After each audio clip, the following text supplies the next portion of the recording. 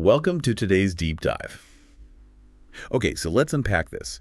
Um, Imagine you just expanded this massive global delivery fleet. Like you bought thousands of shiny, high-tech new trucks over the last few years. Right, a huge capital investment. Exactly. But in all the excitement, you basically completely forgot to hire enough specialized drivers to actually steer them. Yeah, which is a massive oversight. Wild. So our mission today is to unpack these two really alarming reports from Splash. We need to understand this massive looming global supply chain threat, which is a critical shortage of maritime officers. And the scale of it is just, well, it's kind of hard to wrap your head around. I mean, to put it in perspective for you, the global merchant fleet needs over 113,000 additional fully certified officers by 2030.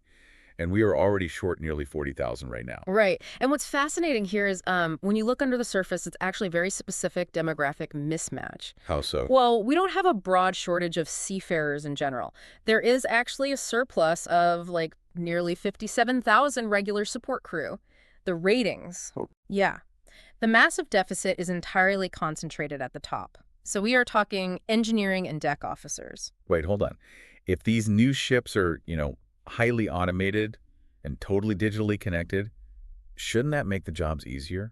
Like, Yeah. why do we specifically need so many top-tier officers? Because, I mean, that automation and those new technologies require really intense oversight. Okay, that makes sense. Yeah, the industry is rapidly shifting to these diverse, complicated green fuels, things like ammonia or methanol, and those require highly specialized technical experts to manage safely. Right. Plus, the digital systems create these absolute mountains of continuous compliance data. And the surplus support crew, they simply aren't trained to handle that level of technical and administrative complexity. But I mean, aren't we training replacements? Because looking at the reports, the cadet pathways are actually improving, right? They are, yeah. Like the ratio of cadets to qualified officers is dropping to about 1 to 3.8. So are we training plenty of new people? Well, so the intake is definitely there.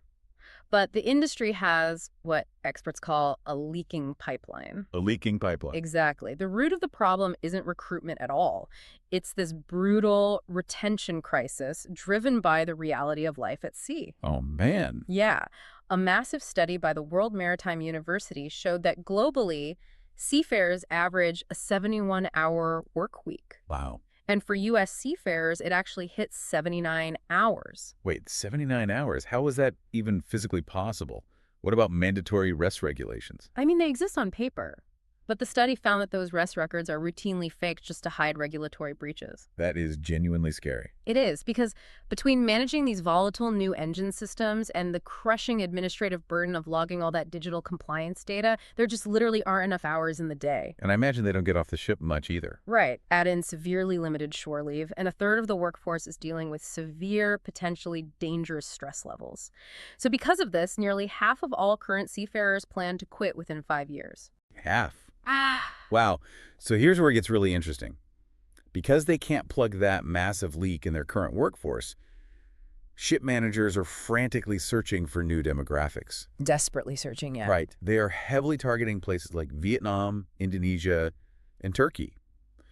And they are looking really closely toward Africa, which has a massive coastline, but somehow currently supplies only like 3% of the global maritime workforce. Right. And if we connect this to the bigger picture, industry leaders like Vikas Trivedi point out this isn't just about opportunistic low-cost labor. What is it about them? Well, it's about vital, long-term pipeline development, building resilient talent pools. But this strategy has a pretty glaring blind spot. Which is? Building recruitment pipelines in new countries won't solve anything if the grueling experience of life at sea doesn't change. You are simply importing a new demographic just to burn them out. That makes total sense. Yeah. So what does this all mean for you listening right now? Mm. Well, if this pipeline bursts entirely, it halts the delivery of almost everything sitting in your house right now. Those 85,000 plus merchant ships literally carry the global economy. Yeah. If the officer workforce collapses from burnout, global trade basically stops. Yeah, and the sources note this fascinating contradiction at the heart of all this. Today's highly advanced ships are still bizarrely designed for the seafarer of 1995. Wait, meaning what exactly? Meaning the physical living conditions, the crew sizes, and the analog administrative structures haven't evolved at all, even though the workload is now that of a highly automated 2024 Digital Control Center. Oh, wow. Yeah, the human infrastructure just doesn't match the technological infrastructure. That is a wild disconnect. It really is. And this raises an important question to leave you with. If the industry flat out refuses to reform these punishing rest hours and update that human infrastructure, what happens next? Good question. Will this compounding workforce crisis eventually force shipping companies to fully automate their vessels, completely removing the human element simply because they failed to make the job survivable?